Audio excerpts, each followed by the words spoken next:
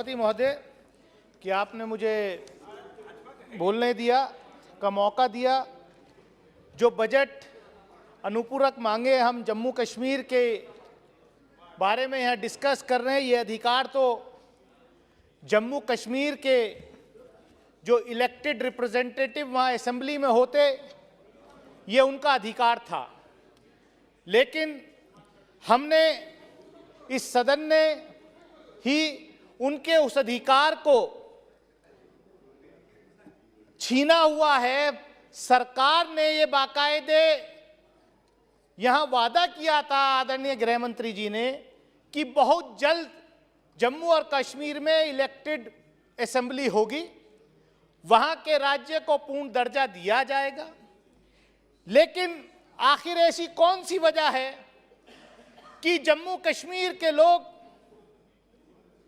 5 अगस्त 2019 के बाद से 1 साल से ज्यादा बिल्कुल लॉकडाउन की स्थिति में रहे?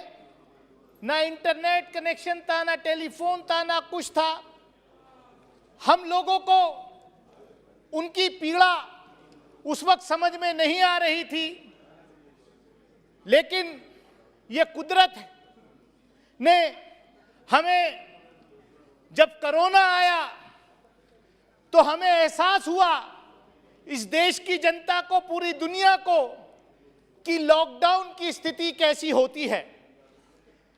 मैं आपके माध्यम से सरकार से यही कहूंगा कि जल्द से जल्द जम्मू एंड कश्मीर में चुनाव कराए जाएं, डिलिमिटेशन का बहाना लेकर के चुनाव वहां स्थगित ना रखे जाएं। जो इलेक्टेड रिप्रेजेंटेटिव हैं, ये अधिकार उनको दिया जाए। किसी से छुपा नहीं है कि जम्मू कश्मीर के क्या हालात, पिछले 3 दशकों में कितने लोग वहां मारे गए, हजारों की संख्या में लोग मारे गए, कश्मीरी पंडितों को वहां से निकाला गया, 10,000 से ऊपर का आंकड़ा है हाफ विडो का। ये टर्मिनोलॉजी हाफ विडो, मैंने जब मैं कश्मीर गया था, जम्मू कश्मीर गया था एक डेलीगेशन में, तो मेरे सामने ये टर्मिनोलॉजी वहां पर आई। मैंने कहा ये हाफ विडो क्या है साहब? बोले हाफ विडो ये वो है जो जम्मू कश्मीर के नौजवानों को रातों रात गायब कर दिया गया। उनकी पत्नियां उनको ढूंढ रही हैं कि वो जिंदा हैं या मर गए हैं। और हमारे यहां, हमारी भारतीय संस्कृति में ये है कि अगर, मैं खाली इस्लामिक लॉ में बात नहीं कर रहा, इवन भारतीय संस्कृति में भी ये है कि जब तक अगर किसी औरत का शौहर, अगर किसी पत्नी का पति गायब हो जाता है, जब तक उसको सबूत ना मिल जाए कि हां उसका पति जिंदा नहीं है, तो वो दूसरी शादी भी नहीं कर सकती। ऐसी स्थिति से 10,000 से ज्यादा हाफ विडोज जो हैं वहां पर झेल रही हैं। 50,000 बेगुनाह लोग वहां मारे गए हैं। और जब ये सरकार आई थी तो इन्होंने वादा किया था कि कश्मीरी पंडितों को वहां पुनर्स्थापित किया जाएगा। मैं आपके माध्यम से पूछना चाहता हूं सरकार से कि पिछले 2 वर्ष में आपने कितने कश्मीरी पंडितों को पुनर्स्थापित किया? पिछले 7 वर्ष में आपने कितने कश्मीरी पंडितों को पुनर्स्थापित किया जम्मू कश्मीर के अंदर? आपके पास, मैं समझता हूं, कोई जवाब नहीं है। हां, आपने पिछले 7 साल में, बड़े अभी माननीय मंत्री जी कह रहे थे कि हमने ये किया, हमने, हाँ आपने किया।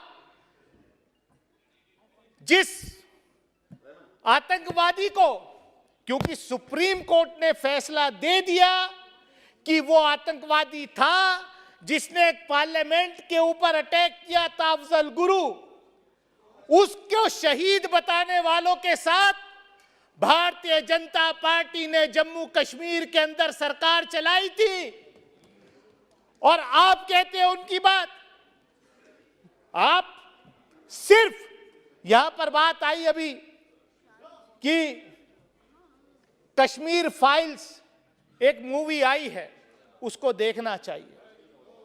मैं कहना चाहता हूं माननीय सभापति महोदय, कश्मीर फाइल्स हो या गुजरात फाइल्स हो, कश्मीर फाइल्स पे या गुजरात फाइल्स पे मूवीज बना करके लोगों में नफरत का माहौल पैदा नहीं करना चाहिए।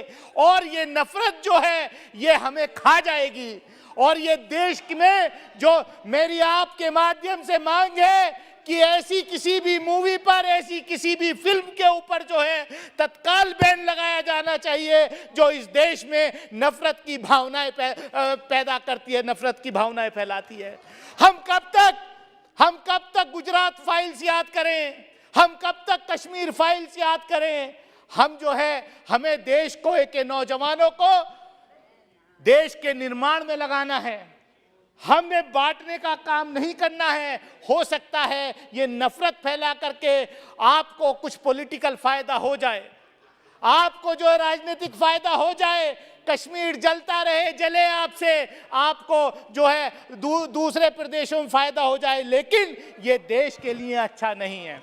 और मैं आपसे, आपके माध्यम से सभापति महोदय सिर्फ इतना ही कहना चाहता हूं, भाई 2019 के बाद जब यहां पर कश्मीर डिस्कस हो रहा था, जब जम्मू कश्मीर की विधानसभा को खत्म किया गया, जब जम्मू कश्मीर राज्य के टुकड़े किए गए, जम्मू कश्मीर के लोगों के अधिकार छीने गए, उस वक्त यहाँ बड़े जोर जोर से भाषण हो रहा था कि साहब अब जो है, मुझे भी कहा था सामने से गृह मंत्री जी ने उठ के कि अब दानिश अली आप भी जाकर के प्लॉट खरीद सकते हो, जमीन खरीद सकते हो जम्मू कश्मीर में, पहले नहीं खरीद सकता। मैं पूछना चाहता हूं कि कितने उत्तर प्रदेश या गुजरात के लोगों ने कश्मीर के अंदर प्लॉट खरीदे हैं, कितना वहां पर जो है इन्वेस्टमेंट के। मैं चाहता हूं कि वहां पर इन्वेस्टमेंट हो, मैं चाहता हूं कि वहां के नौजवानों को रोजगार मिले, मैं चाहता हूं कि वहां पर अमन और शांति रहे।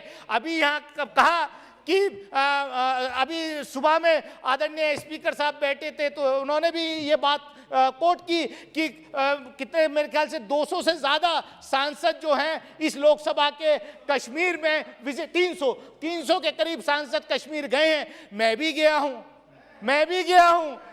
गया था और मैं परिवार के साथ भी गया था, लेकिन वहां पर शाम 6 बजे के बाद जो आपकी सिक्योरिटी में लोग रहते हैं, ब्लड प्रूफ गाड़ी में बिठाकर, वो कह रहे 6 बजे के साहब हम भी आपके साथ नहीं जाएंगे, जाकर के होटल में बंद कर दिए जाते। मैं आपके माध्यम से सिर्फ इतना ही कहूंगा कि देश के अंदर, मैं सिर्फ सभापति महोदय, मैं चाहता हूं कि कश्मीर में, जम्मू कश्मीर में शांति बहाल हो। जिन लोगों के साथ अन्याय हुआ है उनको न्याय मिले, उनको रोजगार मिले, और डिलिमिटेशन का बहाना लेकर के वहां के चुनाव न टाले जाएं, जम्मू कश्मीर की असेंबली बहाल की जाए, जम्मू कश्मीर को पूर्ण राज्य का दर्जा दिया जाए। और एक आखिर में बात ये मैं कह के खत्म करता हूं कि ये सरकार आत्ममंथन करे कि जम्मू कश्मीर का बंटवारा करके